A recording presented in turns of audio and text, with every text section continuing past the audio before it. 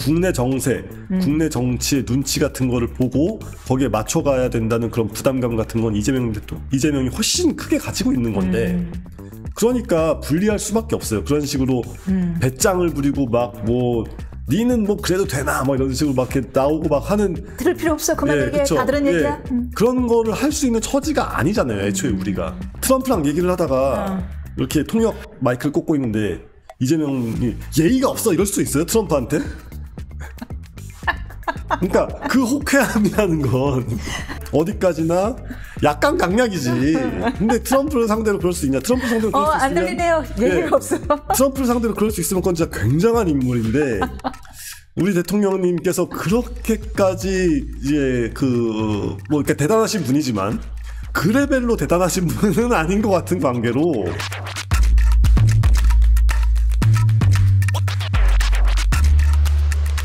드디어 20분간 통화를 했습니다. 사흘째가 됐는데 통화 이후에도 뭐 통화를 했다. 워낙에 이제 트럼프 대통령은 SNS를 통해서 즉각적으로 어떤 언론보다도 발빠르게 셀프 보도를 하시는 스타일이신데 어떤 거에 뭐 의미가 뭐 별 의미 없다라는 얘기도 있고. 의미가 좀 많죠. 그러니까 이게 트럼프 한 사람의 문제가 아니거든요. 지금 영국의 키어 스티머 총리도, 그러니까 이게 원래 한국이 이제 나라가 위상이 있다 보니까 한국에서 새로운 정상이 당선되면, 정상이 결정되고 당선되고 이제 취임을 하면 대체로 우리가 생각하는 어떤 그런 서방 우방국들, 선진국들 등에서 줄줄이 축전이 바로바로 오게 마련이란 말이에요. 근데 지금은 SNS 시대니까 SNS를 활용해가지고 이렇게 막 뭔가 이렇게 즐거운 모습으로 야 축하합니다 이렇게 바로바로 나와 주는 게 정상이에요.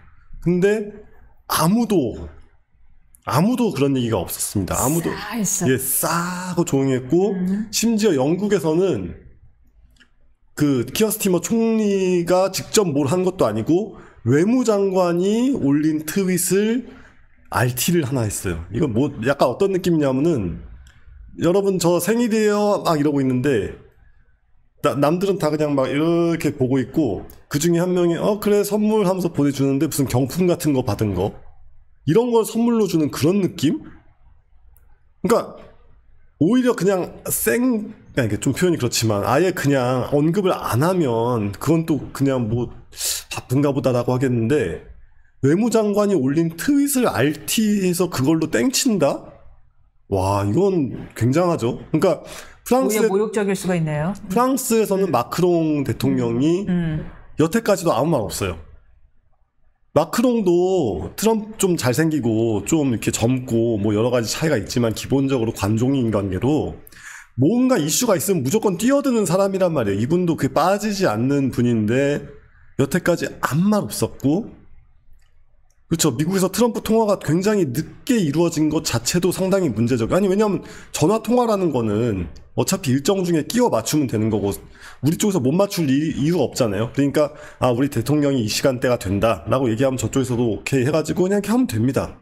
근데 그 자체가 지연됐다는 것도 문제인데 그 외의 서방 국가들이 다 이렇게 냉랭하다? 게다가 이런 상태가 지속되니까 5시간 전쯤에 시진핑 중국 주석이라고 해야 되나? 아무튼 시진핑이 이재명 축하한다 이런 얘기를 한단 말이에요. 그러니까 뭐냐면 한국이 지금 서방세계 한국 대통령 이재명 대통령이 우리의 국민이 뽑은 우리 소중한 이재명 대통령 화이팅! 근데 이재명 대통령이 서방세계 전체에 불신을 받고 있다는 것을 다들 인지를 하고 있는 거고 그거를 심지어 중국에서는 약간 이렇게 그 틈을 벌려보려고 이런 기동까지도 좀 해봤다라는 거예요. 이거 심각한 문제입니다. 이재명 정부 입장에서는 시진핑 주석이 축하 인사를 안 하는 편이 차라리 나았을 수도 있겠네요. 그렇죠. 차라리 나았을 수도 있죠. 근데 지금 와중에 이래버리니까 굉장히 애매한 처지가 되어 있다. 사실 뭐 아무렇지 않은 척하지만 사흘 동안 전화 통화 하나 없었을 때 발 밑에 그 외교 라인에서 굉장히 발빠르게 온 라인을 다 동원했을 거란 말이에요. 왜 전화 안 주냐, 언제 좀 줄 수 있냐, 뭐 하냐, 연락 좀 달라. 그렇죠. 온 라인을 다 동원했을 텐데 왜 이렇게 서방의 소위 우리 우방 세력들 혹은 준 우방 세력들이 침묵을 지키고 있었다고 보세요? 그러니까 이재명 대통령 본인의 대한 온갖 사법 리스크 같은 건 차치하고. 오케이. 그거야 트럼프 대통령을 이길 사람이 누가 있습니까? 그렇죠. 이제 뭐 국제사회가 다 알고 있는 그분의 언행 같은 것도 솔직히 트럼프 대통령하고 비교해보면 뭐 그럴 수도 있는 거, 그럴 수 있는 건 아니지만 어쨌건 뭐 없는 사례는 아닌 것 같고. 높아졌어요. 우리 역치가. 그렇죠. 근데 취임하고 나서 인선이 어떠냐는 거예요. 그러니까 멀리 갈 것도 없이 지금 국무총리 내정자가 김민석.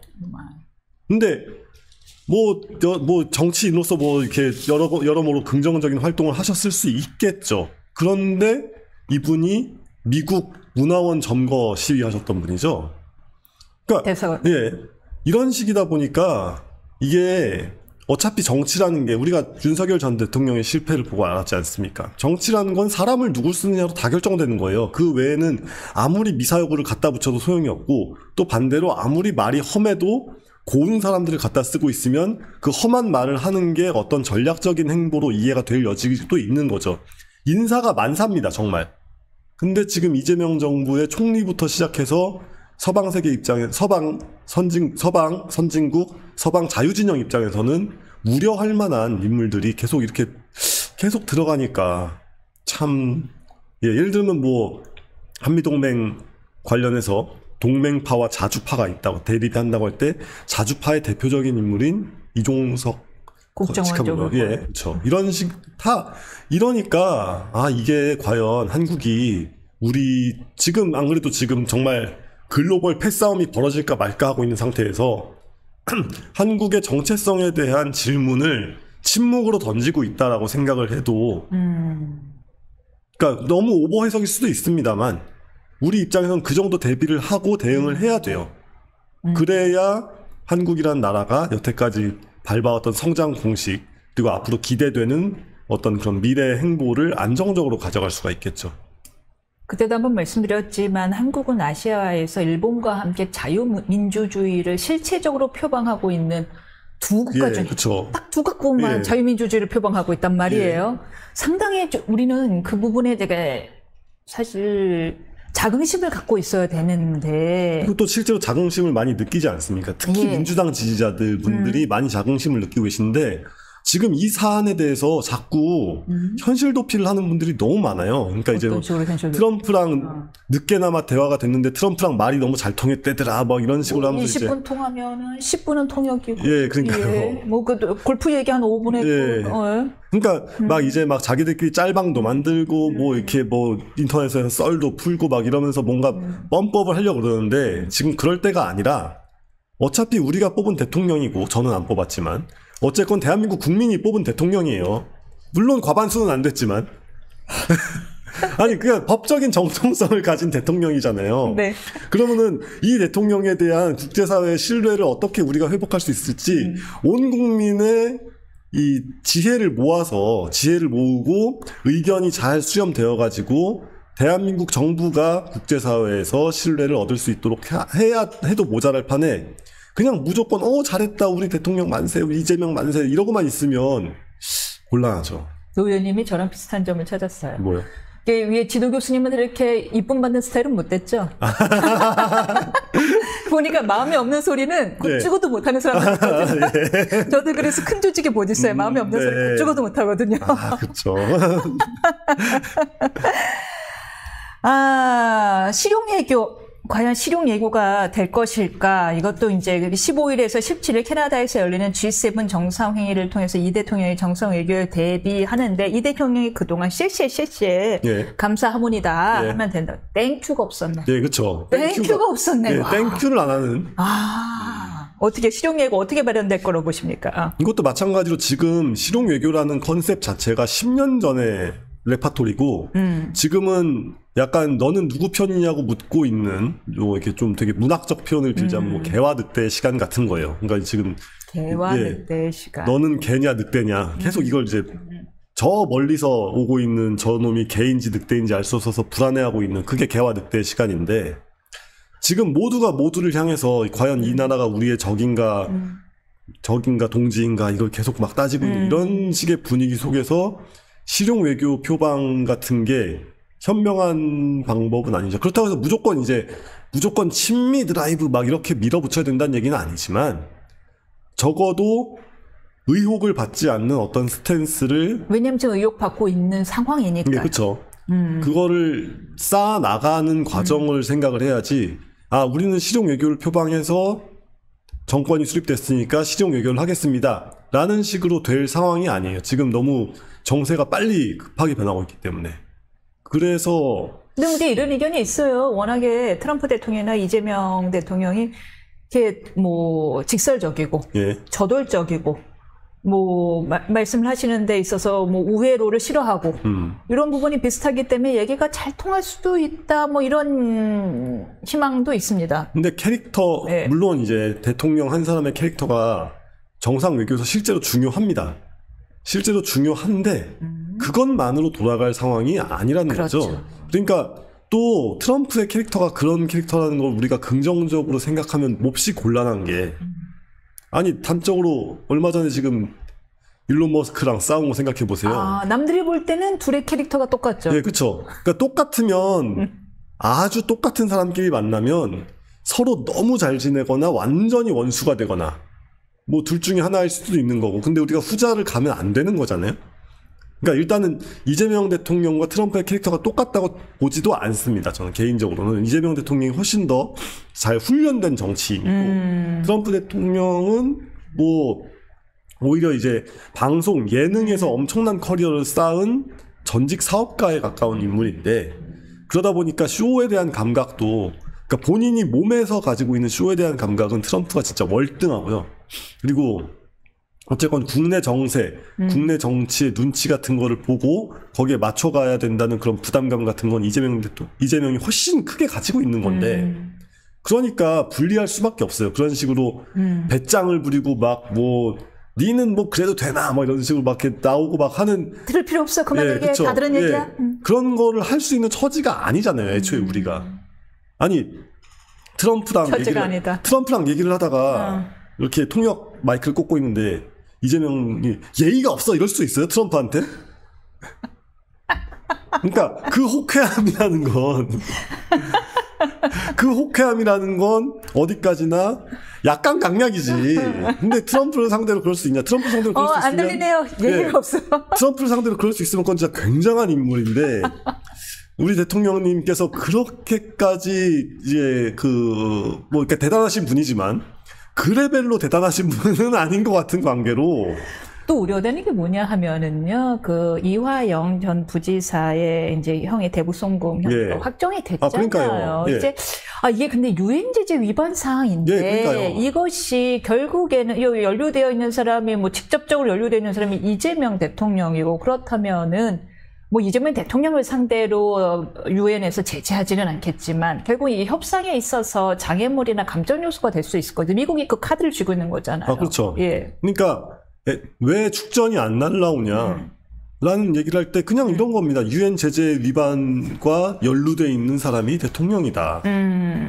근데 그게 뭐 이런 경우가 있어요. 그러니까 이제 빌리 브란트, 우리가 이제 그 독일 총리로서 많이 얘기하는 존경스러운 총리로 많이 얘기하는 빌리 브란트도 사실은 퇴임한 다음에 밝혀졌는데 퇴임한 다음 동독이 무너지고 나서 밝혀진 사안이 빌리 브란트의 가장 아끼는 비서가 동독 스파이였어요. 그러니까 동독의 첩자 전략이 그러니까 스파이 전략이 굉장했기도 하고 과연 빌리 브란트가 어느 정도까지 어떻게 휘둘렸느냐 영향을 받았느냐 이런 것도 지금도 논란이 꽤 있고 그렇단 말이에요.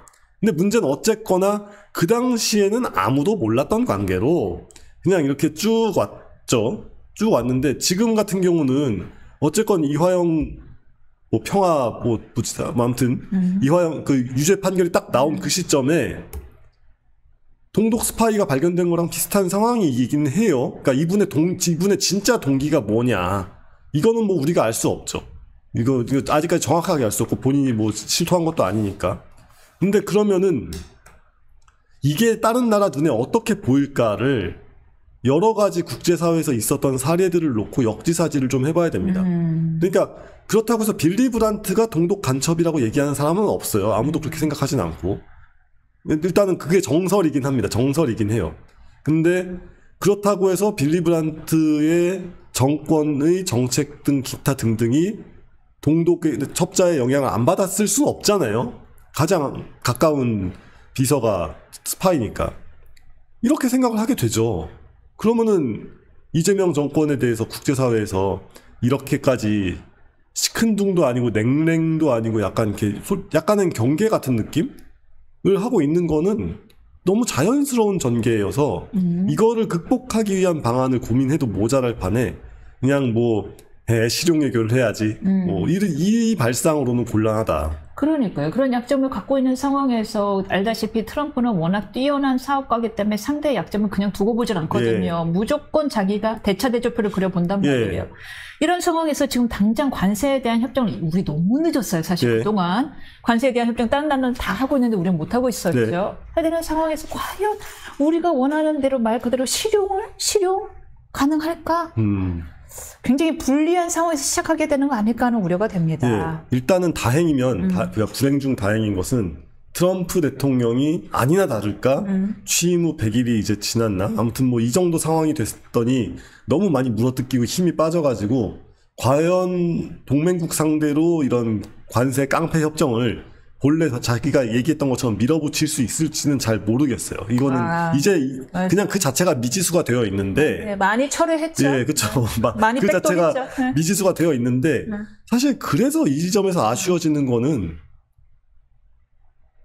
국민의힘 쪽입니다. 아니 한덕수 총리 카드가 이게 대선에서의 성공 가능성이 애매하거나 희박해 보일 시점이면은 그냥 철회를 하고 차라리 국정 안정성을 유지를 해서 그래가지고 국민의힘은 그래도 일을 좀 합니다.